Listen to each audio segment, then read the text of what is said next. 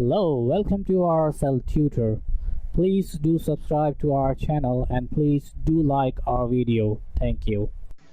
Hello friend and welcome back to our Asal tutor. This is me Imran Syed और इन page के lectures के अंदर आपको फिर से वेलकम करता हूं। जैसे कि हमने लास्ट लेक्चर जो है वो कंप्लीट किया था ग्राफिक बॉक्स के बारे में और इसके अंदर हम लोगों ने उसके ऑप्शंस के ऊपर भी जो है ना काम किया था काफ़ी डिटेल में। तो लेक्चर नंबर 16 था वो हमारा, और आज का लेक्चर है नंबर 17 जिसके अंदर हम लोग डिस्कस करेंगे कि पिक्चर बॉक्स बेसिकली क्या होता है इन पेज के अंदर, और पिक्चर बॉक्स को हम किस किस तरीके से इस्तेमाल कर सकते हैं। मतलब इन पिक्चर बॉक्स के अंदर क्या ऑप्शंस है जो इन पेज ने हमें प्रोवाइड किए हैं और अपने डॉक्यूमेंट्स में उन ऑप्शंस को किस तरीके से हम लोग इस्तेमाल कर सकते हैं। तो सबसे पहले इन पेज ओपन कर लेंगे और एक नया डॉक्यूमेंट जो है वो हम क्रिएट कर लेंगे। तो पिक्चर बॉक्स के ऊपर जाने से पहले मैं आपको थोड़ी सी जो है इसकी सिमिलैरिटीज़ बता देता हूँ जो कि बिल्कुल मैच करती हैं आपके टेक्स्ट बॉक्स के साथ, जो कि हम लोगों ने प्रीवियस लेक्चर्स में इसके बारे में डिटेल में जो है ना वो डिस्कस किया था कि टेक्स्ट बॉक्स क्या होता है, किस तरीके से काम करता है, विथ हाइट और उसके ऑप्शंस के बारे में उन्होंने डिटेल में बात की थी। उसी तरीके से पिक्चर बॉक्स जो है वो भी बिल्कुल टेक्स्ट बॉक्स की तरह ही काम करता है। मतलब उसका भी हाइट और विथ होती है और उसको आप ड्रैग एंड ड्रॉप करके कहीं भी अपने डॉक्यूमेंट के अंदर एडजस्ट कर सकते हैं। पिक्चर बॉक्स की एक और ख़ासियत ये है कि आप कोई भी इमेज इसके अंदर प्लेस कर दें, उसका साइज, उसकी विड्थ और हाइट इमेज की वो आप खुद एडजस्ट कर सकते हैं इनके ऑप्शंस को इस्तेमाल करते हुए। उसका एंगल चेंज कर सकते हैं, उसकी जो फ्लिपमेंट है मतलब उसको हॉरिजॉन्टल और वर्टिकल फ्लिपमेंट में जो है आप उसको कन्वर्ट कर सकते हैं आसानी के साथ। तो ये सारे के सारे ऑप्शंस हैं जो कि पिक्चर बॉक्स में आपको अवेलेबल मिलते हैं। तो सबसे पहले मैं चलूँगा पिक्चर बॉक्स के, जो हमारे पास यहाँ पे 3 तरह के पिक्चर बॉक्स होते हैं। एक होता है स्क्वायर, दूसरा सर्कल होता है और एक रेडियस के हिसाब से होता है। मतलब उसके जो बॉर्डर्स होते हैं उसके ऊपर रेडियस अप्लाई किया हुआ होता है। मतलब उसके जो बॉर्डर्स हैं उस थोड़ा सा जो है उसके ऊपर आपको सराउंडिंग्स मिलती हैं। और स्क्वायर जो है आपको पता है किस तरीके से बनता है। तीनों के तीनों मैं एक साथ ड्रॉ करूँगा ताकि फिर तीनों के अंदर मैं आपको एग्जाम्पल्स जो है वो बता दूँ कि क्या क्या एग्जाम्पल्स हैं और किस तरीके से काम करते हैं। तीनों के ऑप्शंस बिल्कुल सेम है, सिर्फ़ और सिर्फ क्या है इनके डिज़ाइनिंग में फ़र्क है। मतलब आपको डॉक्यूमेंट में अगर कहीं पर इनके डिज़ाइनिंग्स को इस्तेमाल करना है तो वो आप इजीली इस्तेमाल कर सकते हैं। मैंने कहा था आपसे कि ये जो टेक्स्ट बॉक्स है इसकी सिमिलैरिटीज़ और इसकी सिमिलैरिटीज़ जो हैं वो सेम है। क्यों कहा मैंने? क्योंकि जो टेक्स्ट बॉक्स के ऑप्शंस हैं, यहाँ आप देख रहे होंगे मैंने टेक्स्ट बॉक्स सेलेक्ट किया है और इसके जो ऑप्शंस हैं वो ये हैं, ठीक है। उसी तरीके से अगर मैं इस बॉक्स को सेलेक्ट करता हूँ तो सेम टू सेम वही ऑप्शंस जो है वो यहाँ पर भी मौजूद हैं। तो दोनों के ऑप्शंस जो है ना वो तकरीबन सेम है। किस हवाले से? इसके बॉर्डर के हवाले से, ठीक है, इसके बैकग्राउंड कलर को चेंज करने के हवाले से, इसकी पोजीशनिंग को चेंज करने के हवाले से, इसके एंगल को चेंज करने के हवाले से। ये तकरीबन ऑप्शंस जो हैं इसके बॉर्डर्स के ऊपर बिल्कुल वही सेम अप्लाई होंगे जो कि हमने टेक्स्ट बॉक्स के अंदर इस्तेमाल किए थे। मतलब अगर हम चाहें तो इसके जो विड्थ और बॉर्डर्स हैं, जैसे कि हमारे पास ब्लैक कर दें या ग्रे कलर कर दें, इसी के साथ साथ इसको हम अगर बॉर्डर दे दें, ठीक है, और इसकी बॉर्डर की जो विड्थ है वो बढ़ा दें और उसको जब हम ओके करेंगे तो सेम टू सेम वही बॉक्स यहाँ पे आपको डिस्प्ले होगा जिस तरह से हम लोग टेक्स्ट बॉक्स के अंदर बनाते थे, ठीक है। फ़िलहाल मैं इसको 1 कर देता हूँ और बैकग्राउंड कलर को मैं यहाँ से रिमूव कर देता हूँ, ठीक है। बाकी चीज़ यहाँ पर वही चीज़ सिमिलर है। दूसरे जो बॉक्सेस हैं उसके ऊपर बॉर्डर्स नहीं है। अच्छा, सर्कल में आपको समझ में आ गया होगा कि सर्कल में क्या फ़र्क है, कि आपको यहाँ पे एक डिज़ाइन मिल जाता है सर्कल में, और रेडियस बॉक्स के अंदर भी आपको यहाँ पे थोड़ा सा कर्व मिलता है इनके कॉर्नर्स के ऊपर। तो ये जो है 3 डिफरेंसेस हैं इस पिक्चर बॉक्सेस के अंदर। और अब इसके ऊपर आते हैं कि हम इसके अंदर पिक्चर्स किस तरह से सेट कर सकते हैं और इसको हम पिक्चर बॉक्स क्यों कह रहे हैं। पिक्चर बॉक्स ज़ाहिर सी बात है, जब आप वर्ड सुन रहे होंगे पिक्चर बॉक्स है तो मतलब यही है कि इसके अंदर हम लोग पिक्चर्स वगैरह अपने यहाँ पर एडजस्ट कर सकते हैं, ठीक है। पिक्चर को सेट करने के लिए आपने क्या करना पड़ता है, हैंड टूल को सेलेक्ट करना पड़ता है और आपने जिस शेप के अंदर पिक्चर सेट करनी है उसके ऊपर आपने डबल क्लिक करना है।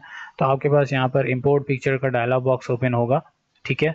इसके बाद यहाँ पे आप देख रहे होंगे कि किस किस टाइप के इमेजेस जो है वो आप इसके अंदर सेट कर सकते हैं। इसके अंदर एक डिसएडवांटेज जो है वो ये है कि बहुत ही इम्पॉर्टेंट यूज़फुल जो हमारे पास लाइब्रेरी है पीएनजी की फॉर्मेट, इमेज फॉर्मेट जो होता है पीएनजी का जो कि हम इस्तेमाल करते हैं, वो इसके अंदर अवेलेबल नहीं है। जो कि सिर्फ़ और सिर्फ एक ही यहाँ पर जो यूज़फुल चीज़ है वो है सिर्फ़ और सिर्फ हमारे पास जेपैग, जो कि हम लोग इस्तेमाल कर सकते हैं। जेपैग की किसी भी टाइप की इमेज जो है वो यहाँ पे हम लोग यूज़ कर सकते हैं। इसके अलावा bitmap, GIF, PCX, tiff file, EPS file, ये सारे के सारे फॉर्मेट टिफ और EPS जो हैं ये फ़ोटोशॉप के गिवन फॉर्मेट्स हैं, ठीक है। लेकिन नॉर्मली हम लोग इस्तेमाल क्या करेंगे, यहाँ पर JPEG फाइल इस्तेमाल करेंगे, ठीक है।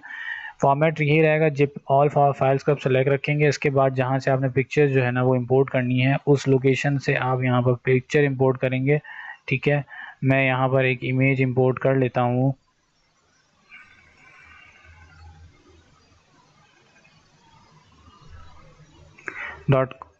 .com लोगो की इमेज जो है मैं यहाँ से इंपोर्ट करूँगा। यहाँ पे आप देख रहे होंगे एक बॉक्स यहाँ पे अवेलेबल है जिसके नीचे ऑप्शन है आपके पास प्रीव्यू के ऊपर। इमेज को सेलेक्ट करने के बाद जब आप यहाँ प्रीव्यू पे क्लिक करते हैं तो जाहिर सी बात है जो भी इमेज आप सेलेक्ट करेंगे उसका प्रीव्यू यहाँ पर आपको डिस्प्ले होता रहेगा हैंड टू हैंड, ठीक है।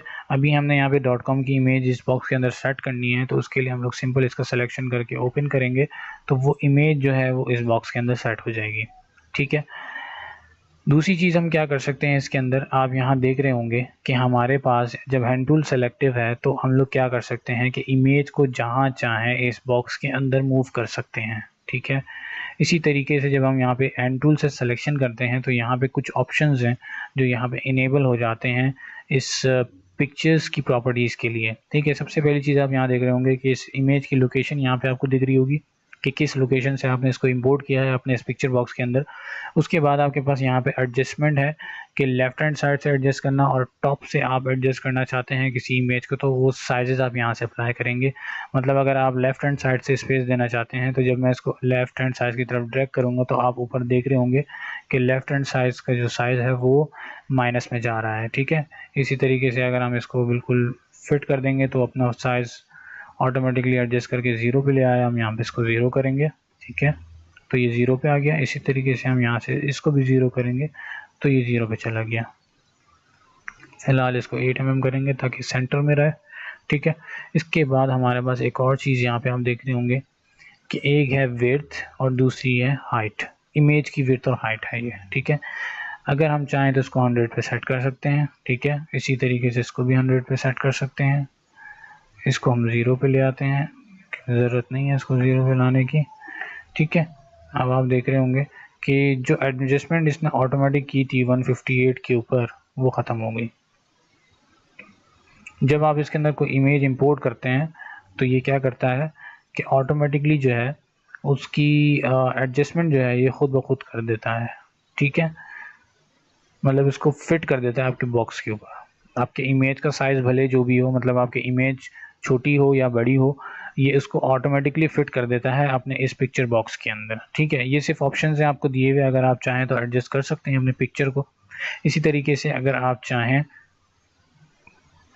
अपने इमेज को इस पिक्चर बॉक्स के अंदर रोटेट भी कर सकते हैं। मतलब मैं चाहता हूँ इसका एंगल थोड़ा सा रोटेट हो जाए तो मैं कहूँगा इसको थोड़ा सा रोटेट कर दो आप भाई, ठीक है। तो ये एक अच्छी चीज़ है इस पिक्चर बॉक्स की हमें रोटेशन अलाउ कर देता है। हम चाहें तो अपने ग्राफिक्स को जो है वो थोड़ा सा रोटेशन मोड में डाल सकते हैं, जो भी करना चाहें कर सकते हैं। इसी तरीके से जो मैंने आपसे कहा था कि फ्लिपिंग का ऑप्शन भी इसके अंदर अवेलेबल है कि मतलब आप अपनी इमेज को फ्लिप करना चाहो, मतलब हॉरिजॉन्टल फ्लिपिंग करना चाहो, वर्टिकल फ्लिपिंग करना चाहो, जिस तरीके से भी चाहो आप कर सकते हो। जो कि यहाँ पे 3 ऑप्शंस आपको दिए गए हैं। आप चाहें तो ये वाली फ्लिपिंग कर सकते हैं, ठीक है, मतलब टॉप टू अप कर सकते हैं, लेफ़्ट टू राइट कर सकते हैं। तो ये सारी की सारी चीज़ें जो है इसके अंदर अवेलेबल हैं, ठीक है।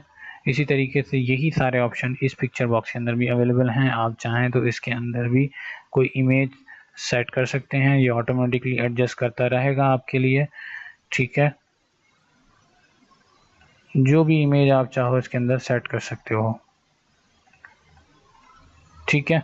तो ये कुछ ऑप्शंस थे पिक्चर बॉक्स के हवाले से जो मुझे आपको बताने थे।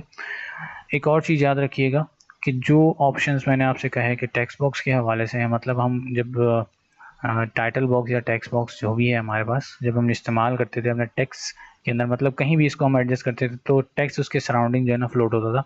तो वही सारे ऑप्शंस, मैं फिर से कह रहा हूँ कि वही सारे ऑप्शंस इस पिक्चर बॉक्स के अंदर भी अवेलेबल हैं। तो अगर आपने डिटेल चेक करनी है टेक्स्ट बॉक्स की, तो टेक्स्ट बॉक्स का ट्यूटोरियल अगर आप चेक कर लेंगे एक दफ़ा तो आपको क्लियरिफाई हो जाएगा कि हम पिक्चर बॉक्स को इस्तेमाल करते हुए टेक्स्ट बॉक्स वाली प्रॉपर्टीज़ किस तरह से इस्तेमाल कर सकते हैं। वैसे तो मैंने आपको क्लियर कर दिया है सारी चीज़ें इसके अंदर कि हम किस किस तरीके से पिक्चर बॉक्स को इस्तेमाल कर सकते हैं। बाकी जो आउटसाइड प्रॉपर्टीज़ हैं, मतलब बॉक्स के ऊपर की प्रॉपर्टीज़ हैं, उनको इस्तेमाल करने के लिए आपने जो है अपना टेक्स्ट बॉक्स का जो ट्यूटोरियल है उसको वॉच कर लेंगे तो आपको टेक्स्ट बॉक्स के सारे ऑप्शंस मालूम हो जाएंगे, अगर आपको मालूम नहीं है तो। अगर आप डायरेक्ट पिक्चर बॉक्स पे काम करना चाह रहे हैं तो कोई इशू नहीं है, सिंपल वही सारे ऑप्शंस हैं, कुछ नहीं करना आपने, सिंपल इसको एडजस्ट करना है, जहाँ पे लगाना चाहे इसको ड्रैग एंड ड्रॉप करके आप एडजस्ट करके अपने डॉक्यूमेंट में सेट कर सकते हैं। सेट करने के बाद इमेज को इंपोर्ट करें, इंपोर्ट करने के बाद इमेज के ऊपर कुछ प्रॉपर्टीज़ वगैरह अगर आपने अप्लाई करनी है तो बहुत आसानी के साथ आप इसके अंदर जो है वो अप्लाई कर सकते हैं। तो उम्मीद करता हूँ कि इस लेक्चर में आपको जो मैंने चीज़ें सिखाई हैं वो बिल्कुल डिटेल्स में आपको समझ में आ गए होंगे। अगर फिर भी कोई इशू या प्रॉब्लम हो आपको तो वीडियो के अंदर आप कमेंट कीजिए, मैं आपको रिप्लाई ज़रूर करूँगा। इसके अलावा जिन लोगों ने अभी तक चैनल को सब्सक्राइब नहीं किया है उनसे मैं रिक्वेस्ट करूँगा कि मेरे चैनल को ज़रूर सब्सक्राइब करें, क्योंकि आने वाली तमाम वीडियोस की नोटिफिकेशंस आपको हासिल करने के लिए चैनल को सब्सक्राइब करना ज़रूरी है। चैनल को सब्सक्राइब करेंगे तो सबसे पहले नोटिफिकेशन जो है आपको बाय ईमेल और आपके एप्लीकेशन के थ्रू, यूट्यूब एप्लीकेशन के थ्रू नोटिफिकेशन मिलता रहेगा जब भी मैं कोई वीडियो पोस्ट करूँगा। मिलते हैं नेक्स्ट लेक्चर में, जिसके अंदर हम लोग बात करेंगे कि हम पोइट्री या पोम के लिए जो है किस तरीके से जो है हम लोग पेज सेट कर सकते हैं। तो अपने लेक्चर नंबर 18 के अंदर ये चीज़ कवर करेंगे। तो फिर मिलते हैं नेक्स्ट लेक्चर के अंदर, तब तक के लिए अल्लाह हाफ़िज़।